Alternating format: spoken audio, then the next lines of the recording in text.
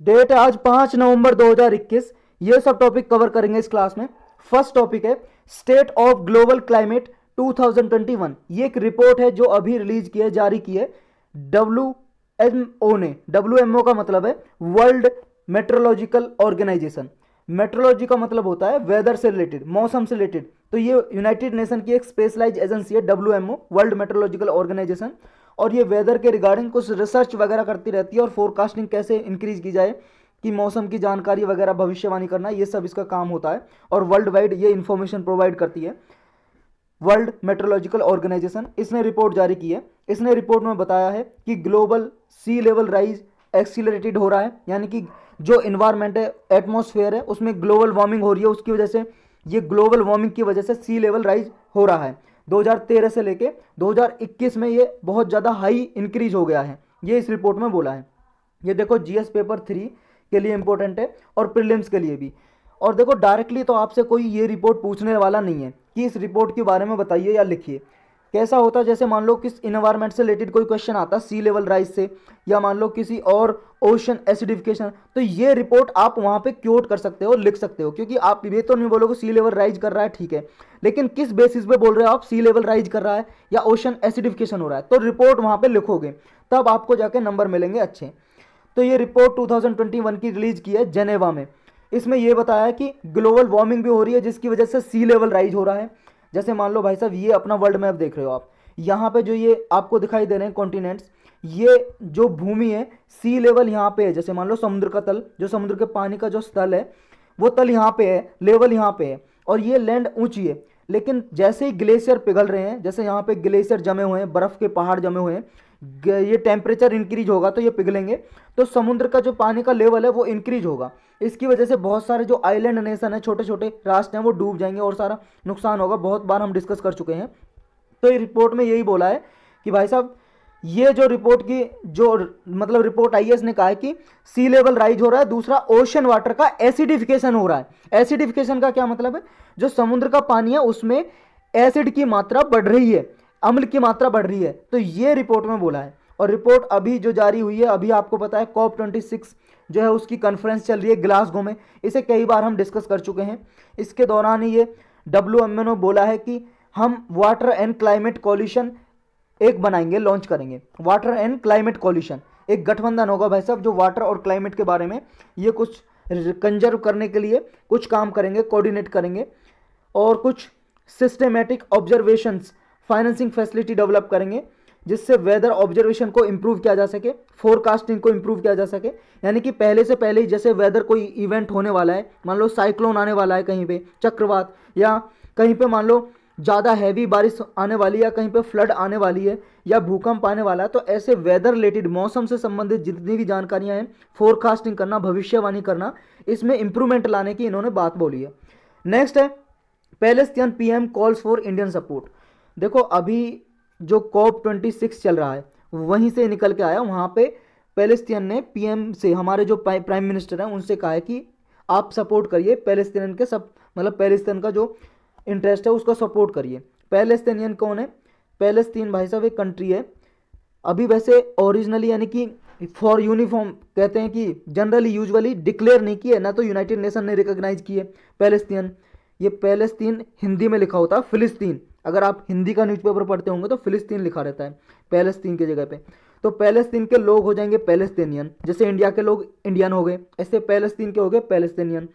तो ये है भाई साहब वर्ल्ड मैप। देखो पहले आप, ये आप वर्ल्ड मैप देख रहे हो, यहाँ पे इंडिया हमारा, हिंदुस्तान, और ये देख रहे हो आप यहाँ से पाकिस्तान, ईरान, इराक से जॉर्डन गए, जॉर्डन से ये आ गया आपका पिंक कलर का छोटा सा इजराइल।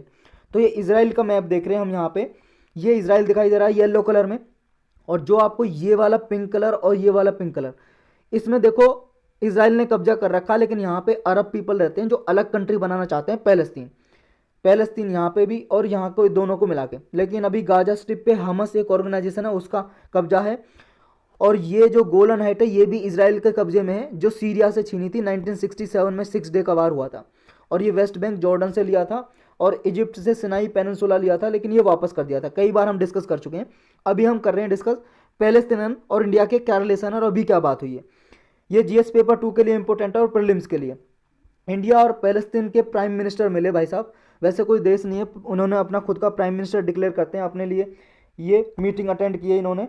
यहाँ पे देखो ये ग्लासगो में जो COP26 मीटिंग हो रही है UNFCCC की, वहाँ पे मीटिंग सबमिट चल रही है, इनकी मीटिंग हुई इंडिया और पैलेस्तीन के प्राइम मिनिस्टर की। आउटकम क्या निकली है इसकी, देखो पैलेस्तीन ने कहा है इंडिया से कि आप क्या है वेस्ट एशिया में जो चल रहा है हमारे उस स्पोर्ट को, यानी कि हमारे इंटरेस्ट को सपोर्ट करो, हमारे साथ कोऑपरेट करो। वेस्ट एशिया का मतलब है कि ये वाला पार्ट जो यहाँ पे चल रहा है इजराइल और पैलेस्तीन के बीच में जो भी ये चल रहा है। अभी कुछ दिन पहले आपने पढ़ा होगा, हमने भी न्यूज़ में डिस्कस किया था कि गाजा स्ट्रिप और ये वेस्ट बैंक में कुछ इजराइल ने हमले किए थे और गाजा स्ट्रिप से हमास ऑर्गेनाइजेशन ने इजराइल में कुछ हमले किए थे। ये कई बार हमने डिस्कस किए हुए हैं। तो ये जो चाहते हैं कि अलग से कंट्री हमारा रिकॉग्नाइज करे, इजराइल रिकॉग्नाइज करे, और जो हमारी जेरूसलेम, ईस्ट जेरूसलेम है वो कैपिटल रहे पैलेस्तीन की। ये जेरूसलेम पूरा अभी इजराइल के कब्जे में है, लेकिन ईस्टर्न पार्ट को ये अपनी कैपिटल डिक्लेयर करना चाहते हैं। तो ये वहाँ पे जो ह्यूमन राइट के इशू वगैरह हैं उनको सपोर्ट करने की बात बोली है अभी पैलेस्तीन के प्राइम मिनिस्टर ने इंडिया के प्राइम मिनिस्टर से कि हमें सपोर्ट करो। इंडिया देखो हिस्टोरिकली अगर हम देखें, प्राचीन समय से देखो, अगर देखें हिस्ट्री से, इतिहास से, तो पैलेस्तीन पीपल के राइट्स को, अधिकारों को हमेशा इंडिया सपोर्ट करता आया है। तो यही कहा है कि भाई साहब आप हमारे जो अधिकार हैं उनको सपोर्ट करता है हो, हमें टेक्निकल सपोर्ट भी दो और इसके साथ साथ पॉलिटिकल सपोर्ट भी दो। इंडिया को देखो पैलेस्तीन पीपल को सपोर्ट करना चाहिए ताकि उनका सेल्फ डिटर्मिनेशन का राइट है उसको सपोर्ट करने के लिए, और independent state of Palestine establish करने के लिए करना चाहिए। क्यों करना चाहिए इंडिया को सपोर्ट? देखो इंडिया के जो रिलेशन है पैलेस्तीन से वो हिस्टोरिकली अच्छे रहे हैं।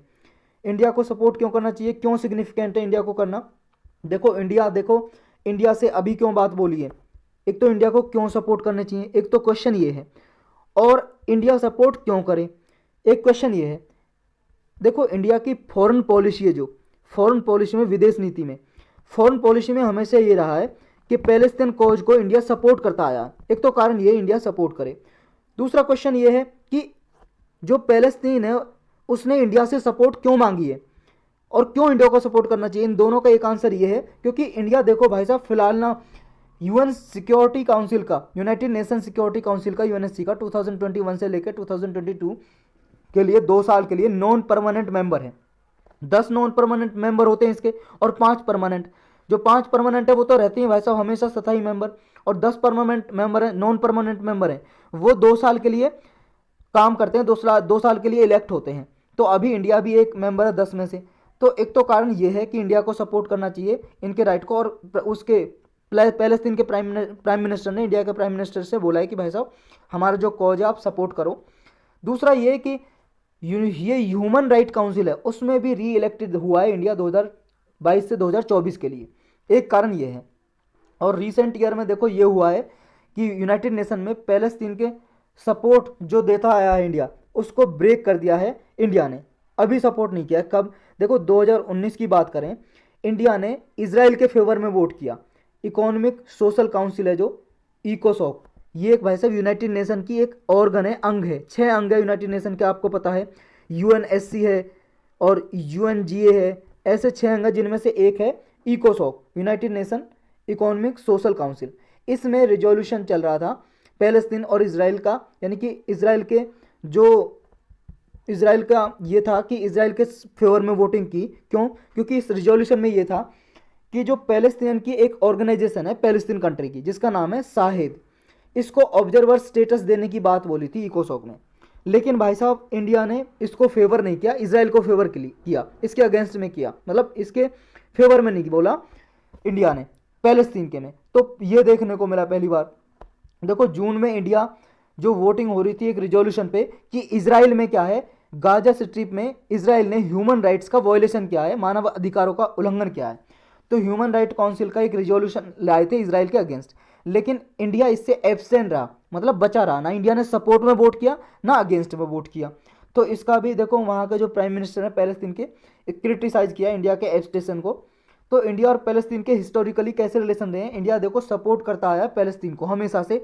इंडिया की जो फॉरेन पॉलिसी है उसमें यही है, इंटीग्रल पार्ट है ये कि पैलेस्तीन को सपोर्ट करना। 1974 में इंडिया देखो पहला नॉन अरब कंट्री बना था, नॉन अरब मतलब ये जो अरब नेशन है वो तो सपोर्ट करते हैं देखो पैलेस्तीन को, क्योंकि पैलेस्तीन में भी अरब पीपल रहते हैं। अरब पीपल ये मान लो एक कम्युनिटी है, समुदाय है, जाति है, ये मान लो ये मुस्लिम पीपल ही हैं, अरब पीपल बोलते हैं, क्योंकि अरब ऑर्गेनाइजेशन को इन्होंने एक तो अरेबिक भाषा बोलते हैं और एक अरब ऑर्गेनाइजेशन को इन्होंने ज्वाइन किया हुआ है, इसलिए इनको अरब बोलते हैं। जैसे मान लो भाई साहब कोई बंगाली है, बंगाली भाई साहब भाषा बोलता है, बंगाल रीजन में रहता है तो इसलिए बंगाली बोलते हैं। बंगाली कोई ऐसा जाति थोड़ी नहीं है, एक समुदाय मान लो, कम्युनिटी मान लो, ग्रुप बन गए जो बंगाली बोलते हैं, बंगाल में रहते हैं, या पंजाब में रहते हैं पंजाबी बोलते हैं तो वो पंजाबी हो गए। लेकिन ऐसी कोई जाति नहीं है, ना ही धर्म है पंजाबी, ना जाति है, सिर्फ कम्युनिटी समुदाय बन गए। ऐसी अरब जो अरब भाषा बोलते हैं, तो यहाँ पे जो लोग अरब पीपल हैं यानी कि अरब कंट्रीज हैं यहाँ पे आसपास की, तो वो तो सपोर्ट करती हैं पैलेस्तीन को, लेकिन बाकी के नहीं करते। लेकिन इंडिया 1974 में पहला नॉन अरब, जो अरब कंट्री नहीं है, वो पहला कंट्री बना नॉन अरब कि पैलेस्तीन लिबरेशन ऑर्गेनाइजेशन, ये पैलेस्तीन में एक ऑर्गेनाइजेशन है, इसको सपोर्ट किया इंडिया ने, तो पहला कंट्री बना इंडिया। तो एक तरह से ये पैलेस्तीन पीपल को रिप्रेजेंट करती है पीएलए, पैलेस्तीन लिबरेशन ऑर्गेनाइजेशन, एक पार्टी की तरह मान लो वहाँ पे, जैसे हमारे यहाँ पे बीजेपी कांग्रेस ये पार्टी है, एक पार्टी की तरह मान लो ऑर्गेनाइजेशन जो अरब पीपल को सपोर्ट करती है पैलेस्तीन में। इंडिया की पोजीशन पहले मतलब इंडिया की जो पोजीशन है पैलेस्तीन पे वो इंडिपेंडेंट है, आज़ाद है और कंसिस्टेंस है, और इंडिपेंडेंट व्यूज और इंटरेस्ट हैं ये देखो सपोर्ट करते हैं इंडिया के, और ये किसी थर्ड पार्टी के द्वारा डिटरमाइन नहीं किए गए हैं, इंडिया हमेशा से सपोर्ट करता है इसको। नेक्स्ट टॉपिक है Cairn to begin process to end tax dispute. Cairn Energy नाम की एक ब्रिटिश कंपनी है, ब्रिटिश कंपनी, ये जीएस पेपर 3 और प्रीलिम्स के लिए इंपॉर्टेंट है। तो इसका डिस्प्यूट चल रहा था इंडिया से, इंडियन गवर्नमेंट से, तो क्या डिस्प्यूट था वो डिस्कस करेंगे अभी। ये देखो इसने इंडिया के साथ एक अंडरटेकिंग इंटर मतलब एक एग्रीमेंट किया है कि जो इंडिया ने टैक्स लिया था इससे इलीगल तरीके से, यानी कि वो इलीगल तरीका ही बताया इसने, क्योंकि देखो केयर्न एनर्जी एक कंपनी है, इसका जो डिस्प्यूट है इंडिया के साथ, इंडियन गवर्नमेंट के साथ डिस्प्यूट हो रहा था। इंडियन गवर्नमेंट इससे टैक्स मांग रही थी, capital gain tax. Capital gain tax क्या होता है? कैपिटल गेन टैक्स होता है जैसे मान लो आपने कोई प्रॉपर्टी खरीदी या बेची, तो उस पर जो आपने कमाई की है उस पर जो टैक्स लगता है वो होता है कैपिटल गेन टैक्स, या आपने कोई शेयर वगैरह खरीदे उससे जो आपको फायदा हुआ उस पर जो टैक्स लगता है capital gain tax. Capital gain tax की स्पेलिंग ये है। तो ये डिस्प्यूट क्या है पूरा देखते हैं इसमें।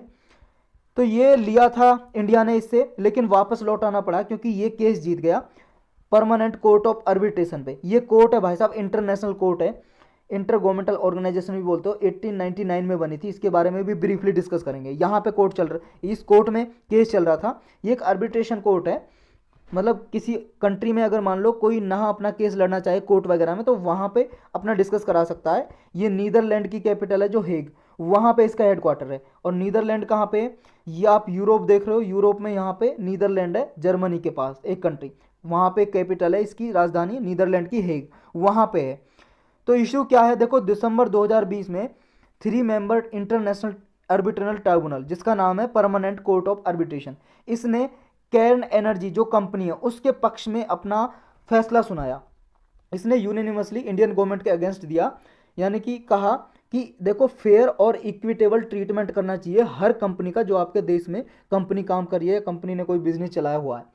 और देखो ये जो इंडिया ने टैक्स लिया था, ये भी बोला कि इंडिया और यूके की बायलैटरल इन्वेस्टमेंट ट्रीटी हो रखी है एक संधि, उसके भी विरुद्ध था इंडिया ने जो इससे टैक्स लिया, यानी कि ऑर्डर दिया कि $1.2 बिलियन का कि इतनी compensation they India it British company को, जो एनर्जी कंपनी है, केयर्न एनर्जी नाम की कंपनी है। ये केयर्न ने चैलेंज किया था क्योंकि इंडियन गवर्नमेंट ने टैक्स मांगा था किस 2012 से, 2012 में एक लॉ बनाया, एक कानून बनाया इंडिया ने, और ये कानून रेट्रोस्पेक्टिवली लागू किया। यानी कि देखो इनकी जो डील हुई थी ना 2006 में हुई थी, 2006 में जब डील हुई थी तो इंडिया का जो कानून है लॉ ये नहीं बोलता था कि अगर देखो कंपनी है, ये इंडिया है अपना, हिंदुस्तान है, मान लो ये मैं मिटा लेता हूँ एक सेकंड रुको, ये अपना हिंदुस्तान बना लिया मैंने, मान लो भाई साहब बस बन गया ये जैसा भी है, बहुत गंदा बना है लेकिन दोबारा बना लेते हैं। ये मान लो ये अपना इंडिया है, ये हिंदुस्तान है, और मान लो इसकी जो टेरिटरी है ये हिंदुस्तान है अपना, अभी भी बहुत गंदा है मान लो।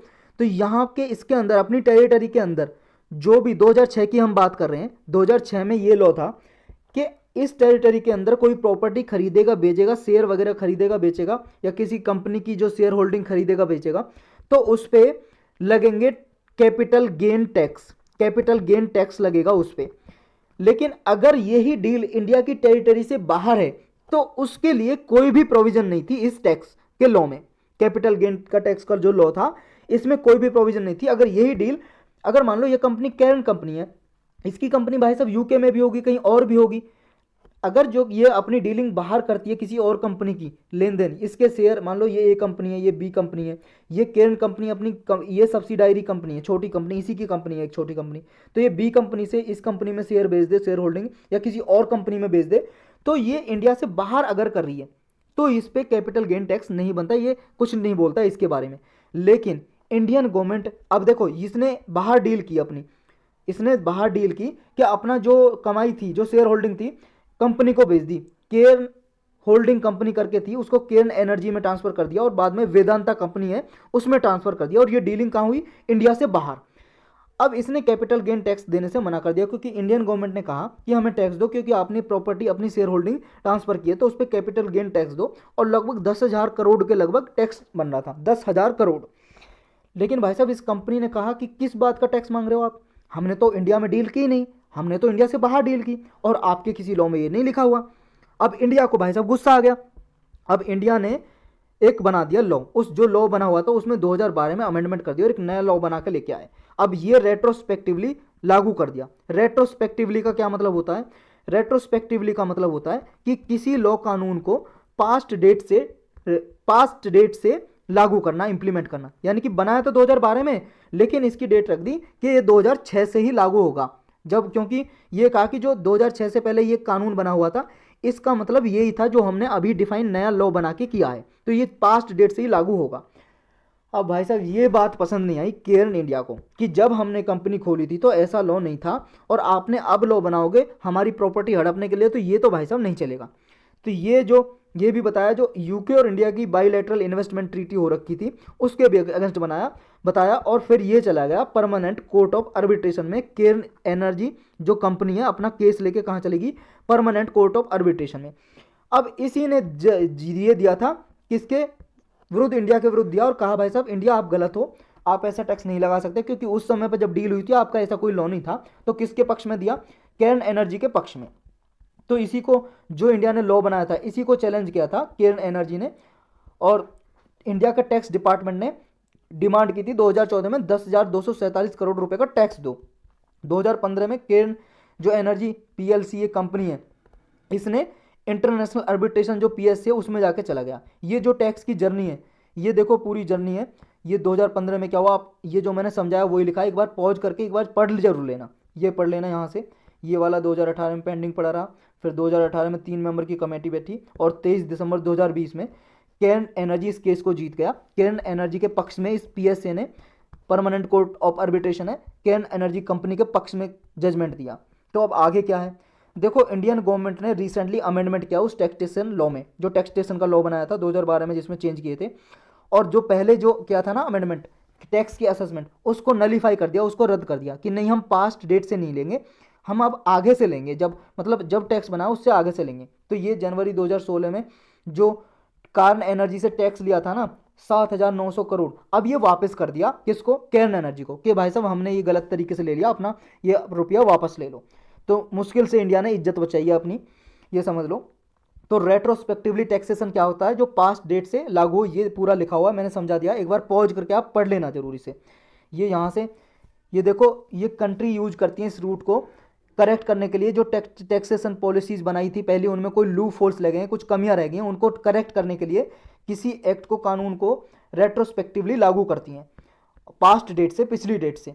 रेट्रोस्पेक्टिव टैक्सेशन लेकिन कंपनीज को हर्ट करता है, क्योंकि भाई साहब जब कंपनी आती है तो देश के कानून को देख के आते हैं, क्या कानून है, हमारा प्रॉफिट होगा नहीं होगा। लेकिन अगर उसके आने के बाद कोई कानून में फेरबदल कर दें और पास्ट डेट से जारी कर दें तो कंपनियों को नुकसान होता है। इस वजह से भाई साहब कोई और कंपनी भी नहीं आती है उस देश में इन्वेस्ट करने के लिए, ये भी नुकसान हो सकता है। जो परमानेंट कोर्ट ऑफ आर्बिट्रेशन है, ये 1899 में बनाया गया था, नीदरलैंड हेग में इसका हेडक्वार्टर मुख्यालय है। ये इंटर गवर्नमेंटल ऑर्गेनाइजेशन है, गवर्नमेंट वगैरह इसमें पार्टिसिपेट करती हैं।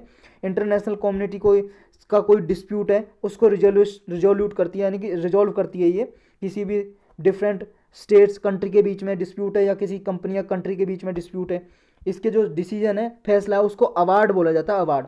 और ये जो डिसीजन है इसका बाइंडिंग होता है सारी पार्टी पे जिसके लिए दिया और बिना किसी डिले के लागू करना होता है। नेक्स्ट टॉपिक है at COP26 TN teenager tells leaders that youth are angry.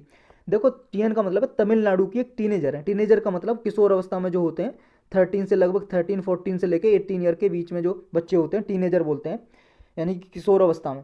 तो ये टीनेजर हैं जो ये COP26 चल रहा है जो ग्लासगो में, वहाँ पे एक भाषण दिया, स्पीच, इसलिए न्यूज में आया। ये हमारे GS पेपर 4 जो एथिक्स का है उसके लिए इंपॉर्टेंट है, बस ये एग्जाम्पल की तरह आप दे सकते हो। ये हैं भाई साहब विनीसा उमाशंकर, तमिलनाडु से हैं एक लड़की। इन्होंने क्या है क्लीन एनर्जी को सपोर्ट करने के लिए अपनी बात रखी और कुछ अपने भाषण में ऐसा बोला कि जो क्लाइमेट चेंज है उसके बारे में। वो क्या बोला हम लाइन वाइज पढ़ेंगे।